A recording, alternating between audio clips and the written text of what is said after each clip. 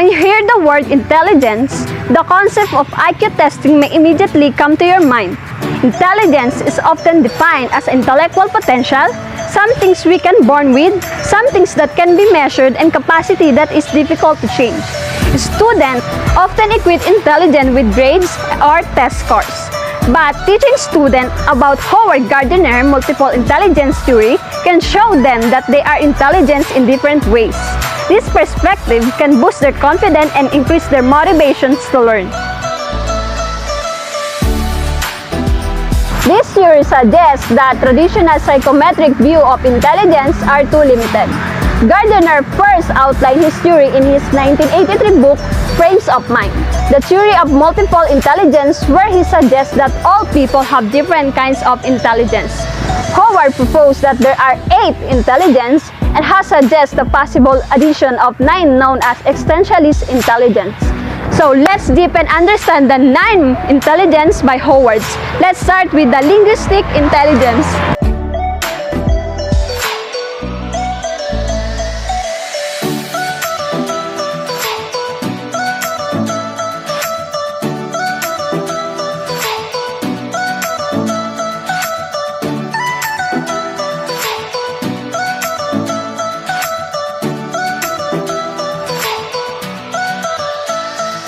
Linguistic intelligence is a part of Howard Gardner's multiple intelligence theory that deals with sensitivity to the spoken and written language, ability to learn languages, and capacity to use language to accomplish certain goals. People with linguistic intelligence such as William Shakespeare and Oprah Winfrey have an ability to analyze information and create products involving oral and written languages such as speeches, books, and memos.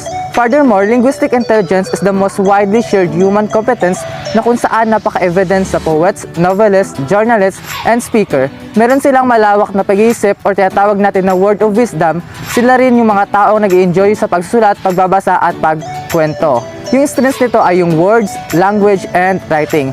While on the other hand, yung characteristic naman nito ay yung remember written spoken information. The second, enjoy reading and writing. Third, debate or give persuasive speeches. Fourth, are able to explain things well. And last, use humor when telling stories. Next is logical mathematical intelligence.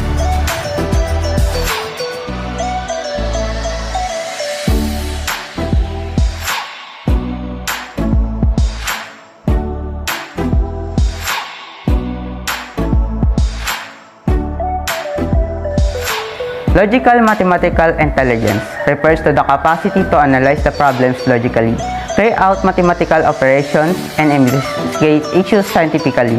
People with logical mathematical intelligence katulad nila Albert Einstein and Bill Gates have the ability to develop equations and props, make calculations, and solve abstract problems. In addition, logical intelligence is usually well developed in mathematicians, scientists, and detectives. Ang mga bata naman na may logical mathematical intelligence ay madalas mahilig sa mga pattern and categories, and also kaya din nila gumuhit ng mga arithmetic problems, strategic games, and experiments. Here is the strength: analyzing the problems and mathematical operations. Ilan sa mga karakteristik ng logical intelligence katulad na lang have an excellent problem-solving skills, enjoying thinking about abstract ideas katulad ng conducting scientific experiments, can solve complex computations. Next is the spatial intelligence.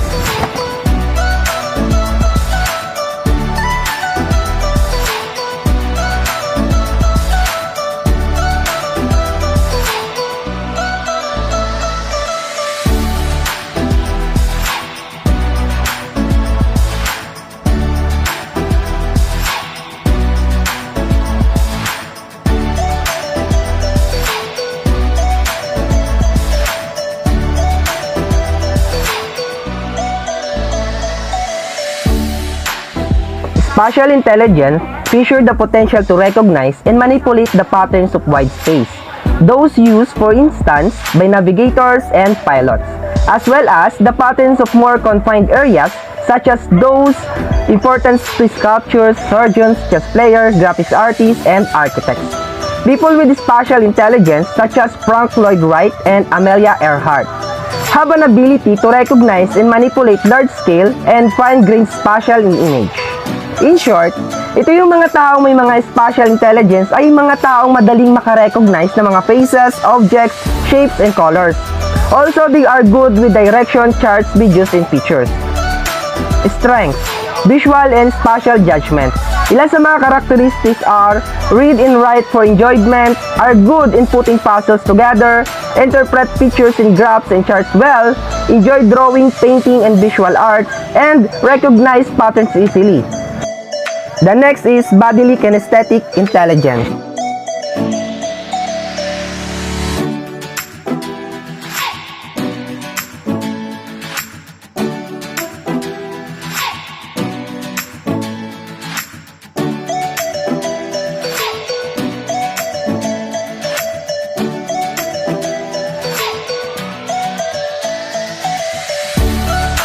Bodily kinesthetic intelligence is the potential of using one's whole body or parts of the body to solve problems or to fashion products. People with bodily kinesthetic intelligence, such as Michael Jordan and Simone Biles, have the ability to use one's own body to create product or perform skills or solve problems through the mind-bodily union.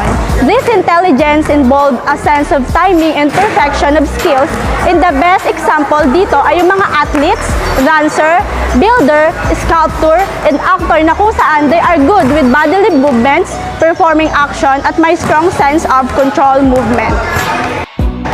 Here are the strengths of bodily kinesthetic intelligence. The first is physical movement and second is motor control. And the characteristics are skilled at dancing in sports, second, enjoy creating things with his or her hand, and third, have excellent physical coordination, and lastly, remember by doing rather than hearing or seeing. The next is the musical intelligence.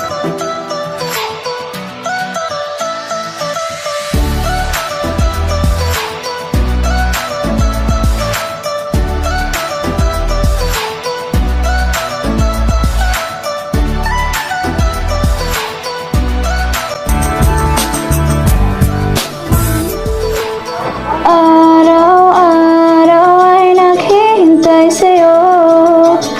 Malagalang pangarap na hindi nabuo. Bawat alaala mo'y nagbabalik.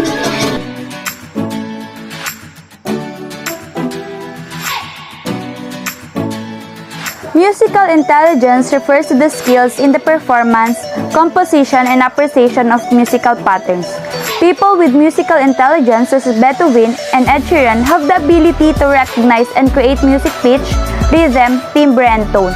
Composer, musician, guitarist, drummer, instrumentalist, and vocalist are the best example for this intelligence. Kumbaga, ito yung mga taong mayroong strong sense pagdating sa musical sound and rhythm. Therefore, nakukonvey ng artist ang kanyang emotion through music. The strength of the musical intelligence are rhythm and the music. The characteristics are enjoy singing and playing musical instrument.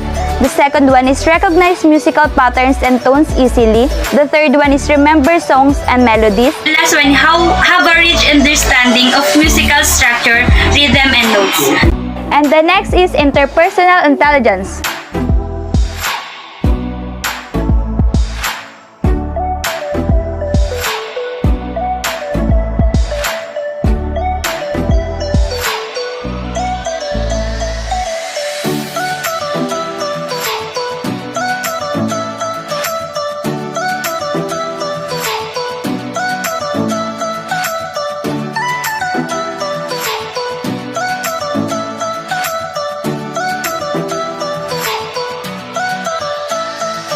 Interpersonal intelligence is the capacity to understand the intention, motivation, and desire of other people and consequently to work effectively with others.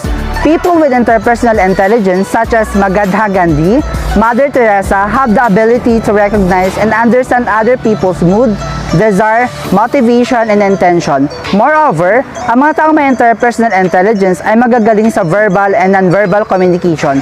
Teachers, social worker, actors, and politicians are the best example na madalas meron silang interpersonal intelligences kasi silang mga tao madalas may nakakasalumuhang mga tao and also They are good at communicating and seems to understand other feelings and motives.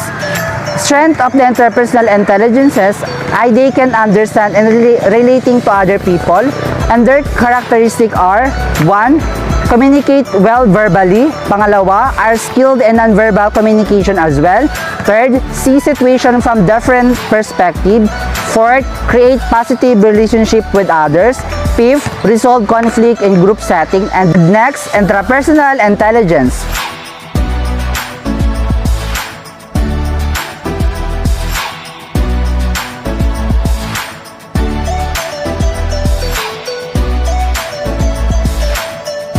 Intrapersonal intelligence is the capacity to understand oneself, to have an effective working model of oneself, including own desires, fears, and capacities, and to use information effectively in regulating one's own life.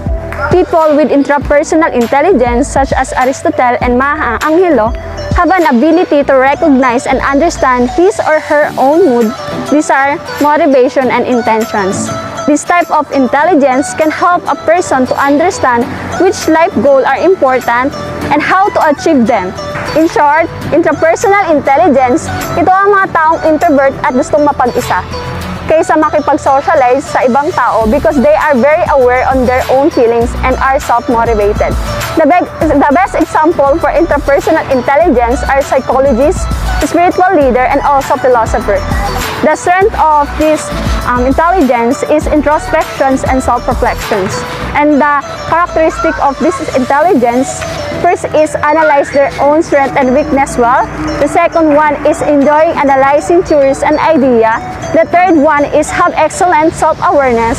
And last is understand the basis for his or her own motivation and feeling. Next is naturalistic intelligence.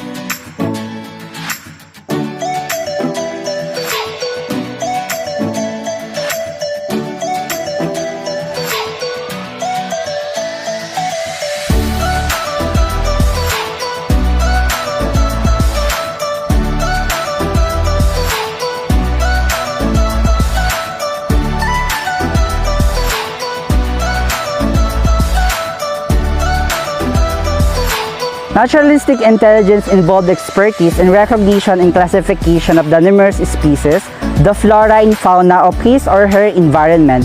People with naturalistic intelligence such as Charles Darwin and Jane Goodall have the ability to identify and distinguish among different types of plants, animals, the weather formations that are found in the natural world. Kumbaga, sila ang mga taong may interest basta may kinalaman sa kalikasan, living things, the animals, weather, ocean, earth, and so on that align with the naturalistic. We might call a person who naturalistic intelligence an outdoorsy person. And when we say outdoorsy person, sila yung mga taong may mahihilig sa mga recreation activities like hiking, fishing, camping, and of course, farming.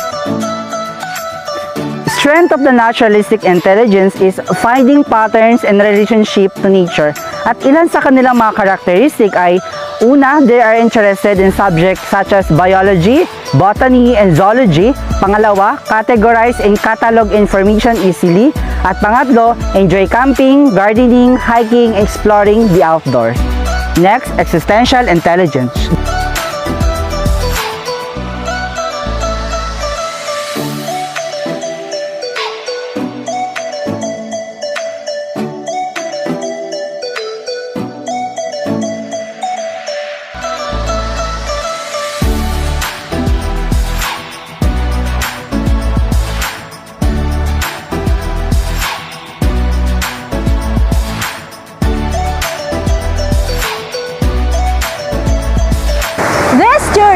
Suggests that traditional psychometric views of intelligence are too limited. Gardner first outlined his theory in his 1983 book Frames of Mind, The Theory of Multiple Intelligences, where he suggested that all people have different kinds of intelligence. Gardner proposed that there are 8 intelligences and has suggested the possible addition of 9th, known as existential intelligence. Sa makatuwid, sila yung mga taong malalim yung pag-iisip na kung saan lahat ng bagay na nakikita nila ay kine-question nila about life. Halimbawa, ano yung magiging buhay ng tao after death. So, meaning to say, people with this intelligence is sensitivity and capacity to tackle deep questions about human existence, such as the meaning of life, why do we die, and how did we get there. Things that are questionable, especially their existence, will widen their curiosity. The best example for existential intelligences are philosophers, theologists, and ideologists because they have a lot of words of wisdom. And that's the 9 Multiple intelligences of Gardner!